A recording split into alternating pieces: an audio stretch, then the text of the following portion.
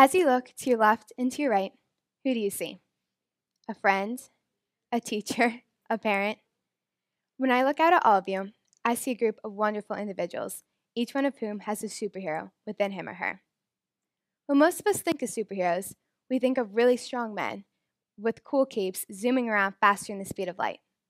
However, over the last 6 months, I've come to realize that superheroes come in all shapes and sizes, and they're all around us.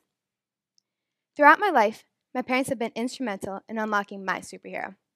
They have reminded me that to whom much is given, much is expected. And while I grow resentful of constantly hearing this, I know that they're right.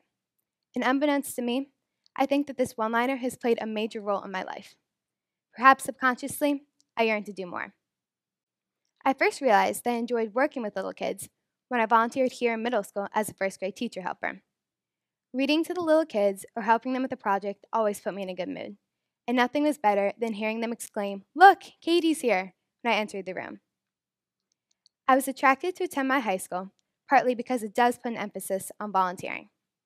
After middle school, I knew that I wanted to continue, but I wasn't sure where.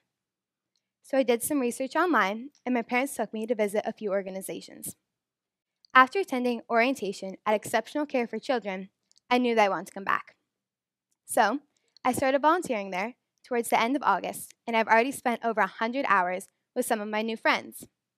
And while my new friends are similar to you and me and my other friends from high school, they're different too. Because you see, unlike my new friends, I can breathe on my own. I can walk on my own, I can eat food, and I can speak. But not only can I do this now, I could do these things when I was quite young. However, many of the children at ECC can't. These children are all technologically dependent, and ECC provides them with skilled nursing, transitional, and palliative care. Many of the children have ventilator dependence, or they have tracheostomies, or they rely on IV therapy and peritoneal dialysis, just to name a few. ECC is a transition between inpatient treatment and pediatric home care. When I'm at Exceptional Care for Children, I assist in play therapy, go to free play with the children, or sometimes I just hold and rock a baby. But no matter what I'm doing, I'm given the opportunity to share my love with them and see them grow stronger, sometimes even transitioning back to living with their families. Whenever I'm there, I witness courage firsthand. Each of these tiny souls musters more courage on a daily basis than most of us will have to find in an entire lifetime. When I think of Layla, who couldn't move long ago, now adeptly scooting around in unique ways, she reminds me of Spider-Man, who defies physics and leaps about. And when I think of the great progress that she's made, I think she's like a Hulk, who possesses super strength. Or when I think of Danny, who would beat all odds of survival in the first few months of his life, I think he's like a little Captain America, who beat all odds and survived being frozen ice. From the cleaning staff to the nurses to the engineers and doctors who are specialists in their field, I think that all these people work together, much like a team of Avengers, to overcome the physical and developmental challenges that each one of the residents face.